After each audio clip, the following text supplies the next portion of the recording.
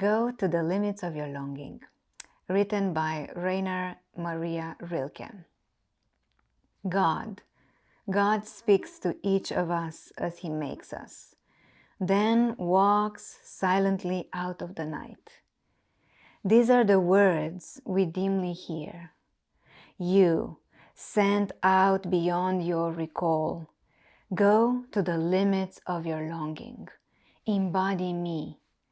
Flare up like a flame and make big shadows I can move in. Let everything happen to you, beauty and terror. Just keep going. No feeling is final. Don't let yourself lose me. Nearby in the country they call life, you will know it by its seriousness. Give me your hand. Welcome to the presentation of the first stage of this Eco-Soulcentric human development wheel, and our first stage is called the innocent in the nest. We will touch and tackle and talk about the main tasks, the main developmental tasks that are portrayed in this particular stage, as well as the gifts that the stage is coming with and the center of gravity. So we are starting with the birth, but we don't even know if the birth is actually the beginning of our human journey through this life. Is it not? I don't know. At birth, we tumble out of the great dark night into the daylight of our frail human existence. Think about that. Just stop for a while and think about the miracle that we are. Where are we coming from? And maybe more important, what are we bringing with us as we are coming on this human earth community? In a moment we are nowhere. We are just spread out in the whole universe, in the cosmic glory, in the eternal vastness. And then a moment later we arrive. We arrive and we are welcomed by the world, and we are taking the first breath and somebody is holding us in their arms.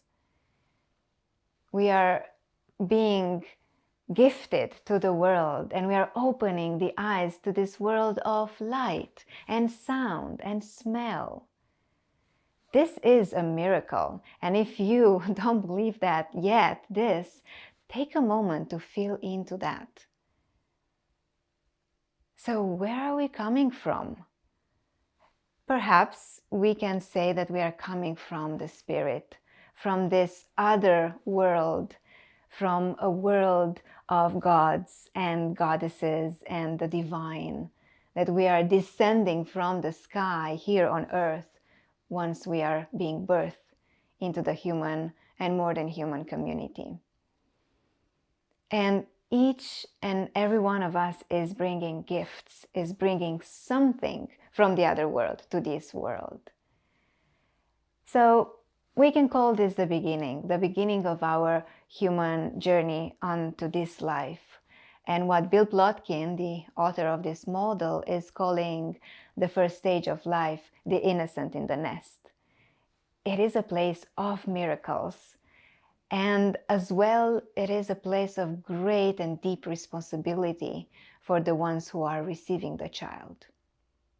A child's first experience of this life, it is not through what they think, but it is through what they feel. They feel the world around. They don't have yet words. They don't know yet who they are. They don't have a consciousness, but they do feel. They feel when they are held in loving, protective arms. They feel the vibration of a human humming song. They feel the wind. They feel the sun on their skin. They feel the earth beneath their feet. This is the nest. This is their first home, their first world, their first embrace. The nest is not just a place. It's a circle of care from the family, from the community, and from Earth itself.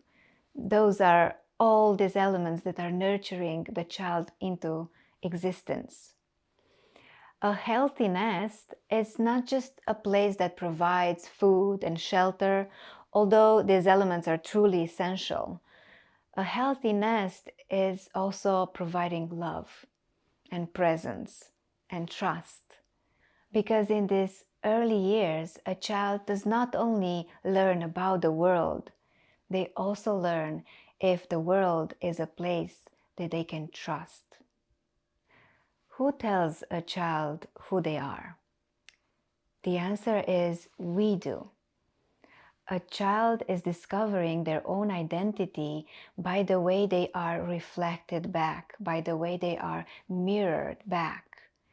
A parent who is gazing lovingly and delightfully in the eyes of the baby is silently transmitting a message that you are safe, you are seen. A caregiver that is playing with the child, that is touching and is laughing with the child, is again teaching the child that they are in a safe ground and they are wanted. And it's not just humans that mirror the child.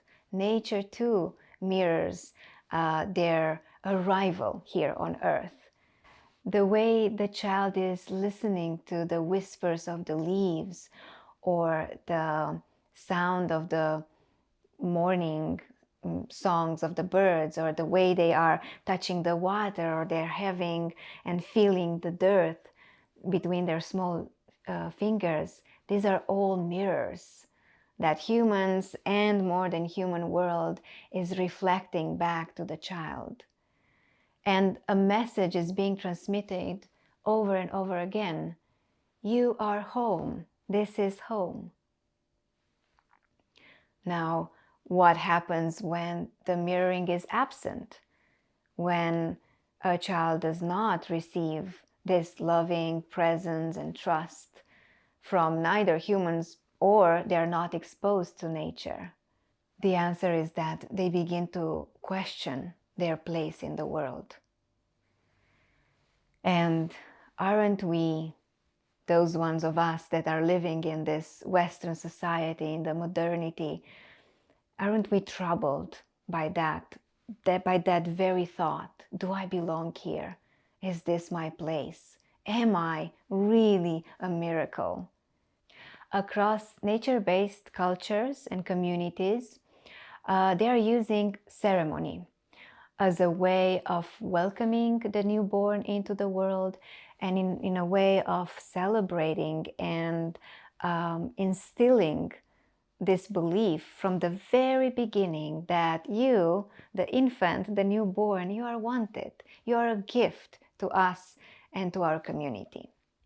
One of the most powerful examples that is showing how an infant is welcomed on earth through a ceremony comes from the Tuareg people that live in the Sahara deserts.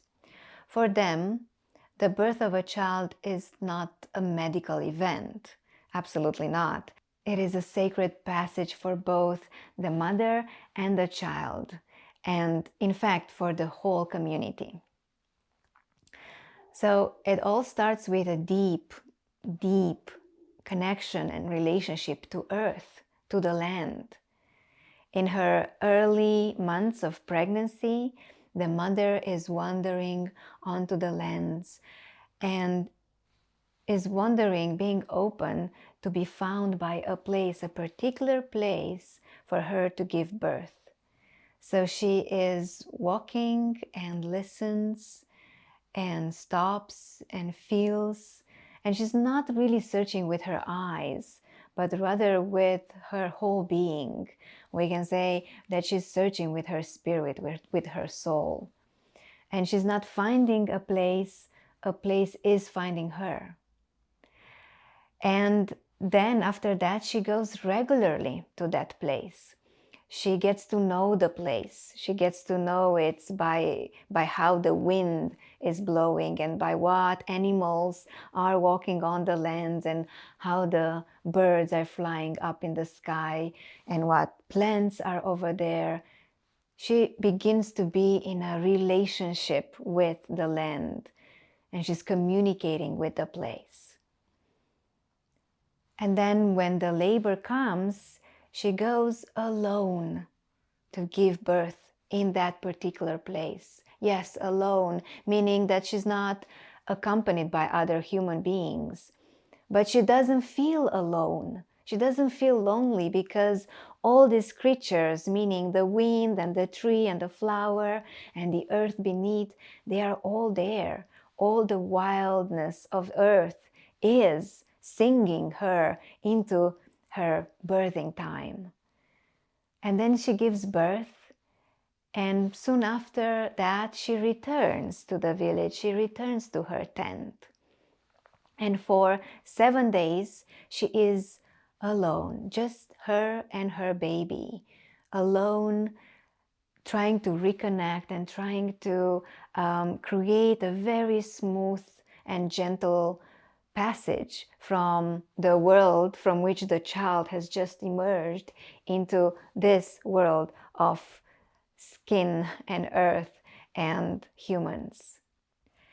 It is said that children are coming from the spirit, so they are bringing the spirit with them from the other world on this world.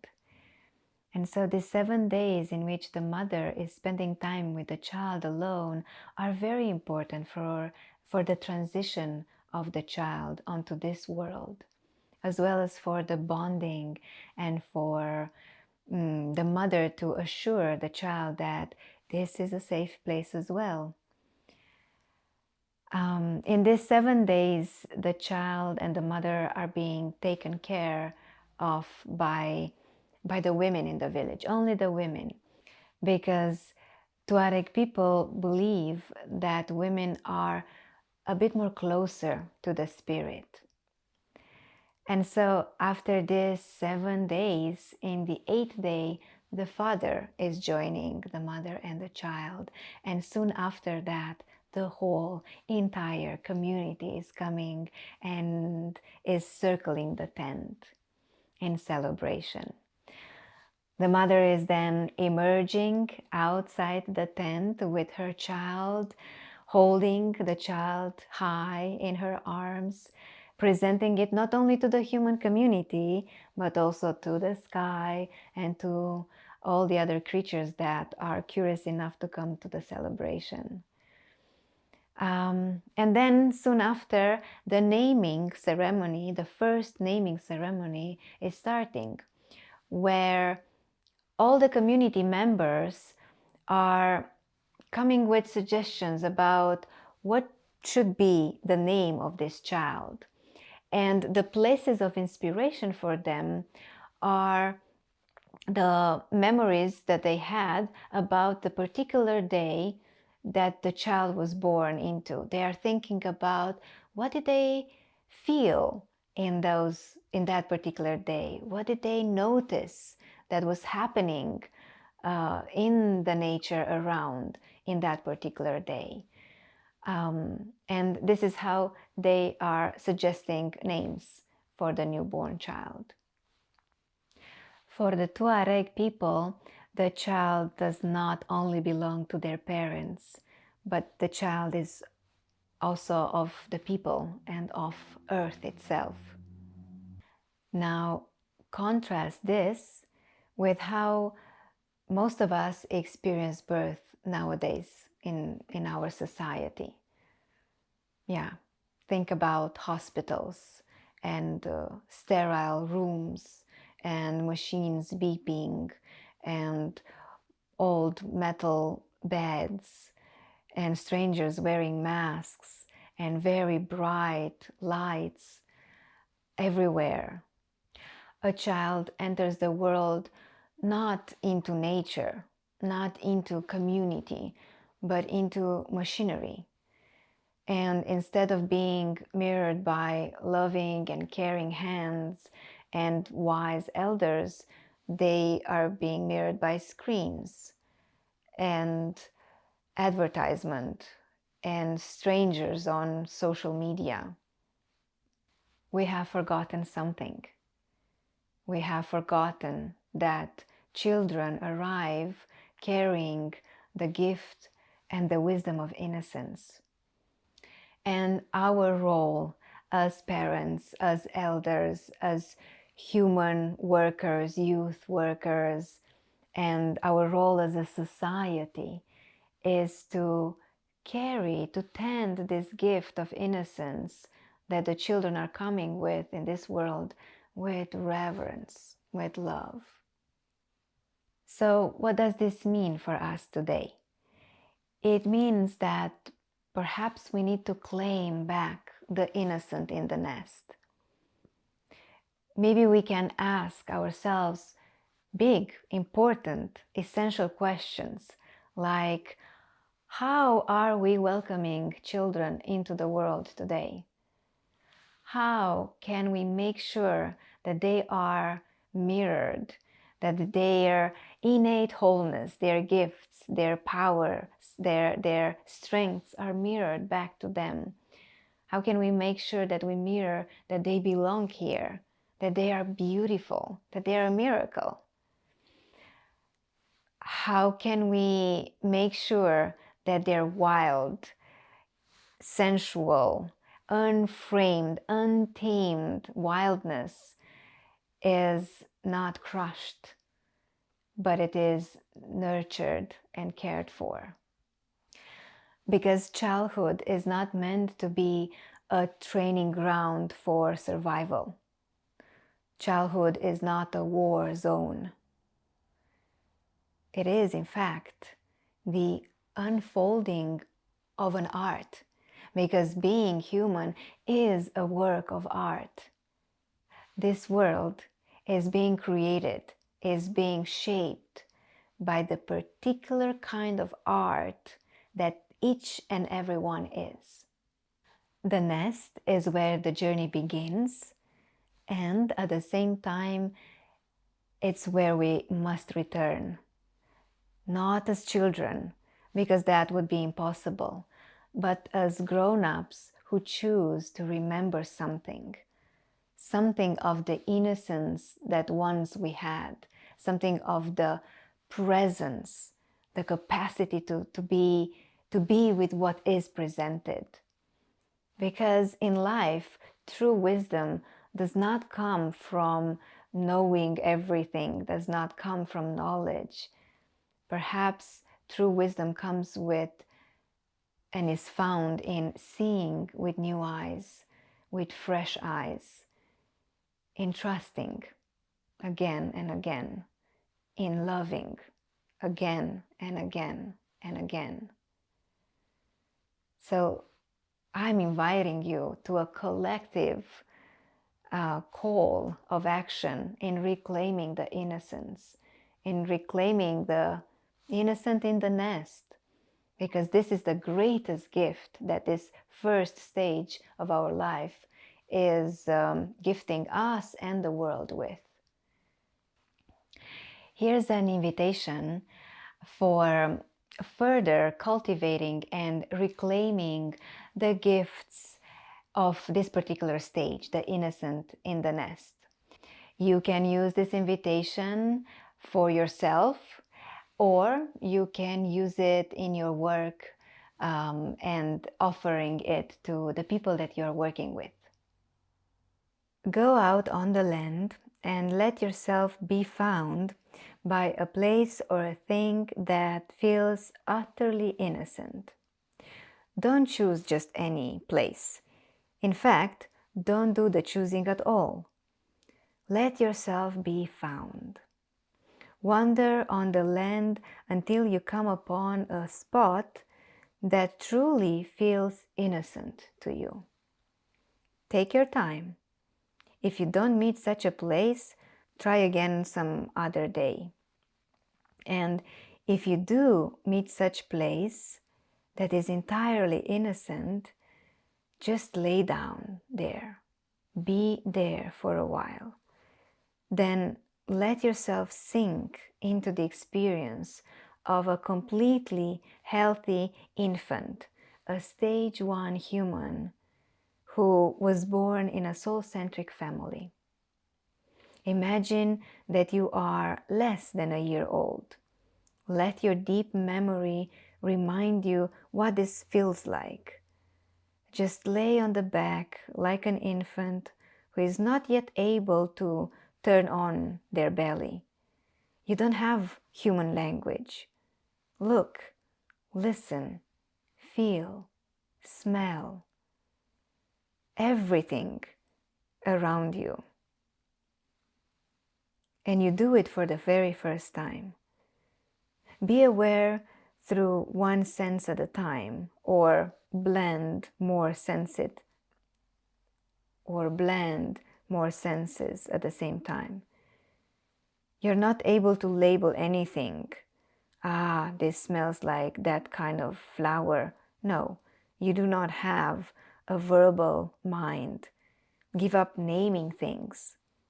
You're not even thinking that this is a leaf or this is a tree trunk. You just are there, present, utterly fascinated, in awe with everything. The moment you get bored of seeing or sensing one of the elements of nature, you go and search for something new. Take all in, no judgments, just lots of deep curiosity. You might want to move your limbs or make sounds. After a while, you might imagine that you are older, maybe something like 2 years old. Now you can crawl, maybe you can even walk and touch things. Again, take your time. Let this be an adventure for yourself, an endless fascination. Be sensuous with the world and nature around you. Be innocent. You are unquestionably in relationship with everything, and everything is waiting for you. Spend as much time in this wandering time, and after a while, come back perhaps to your journal and write down, what have you noticed? How was the experience for you? What is that you remembered? How is it to be in a pre-verbal body experiencing this world around you?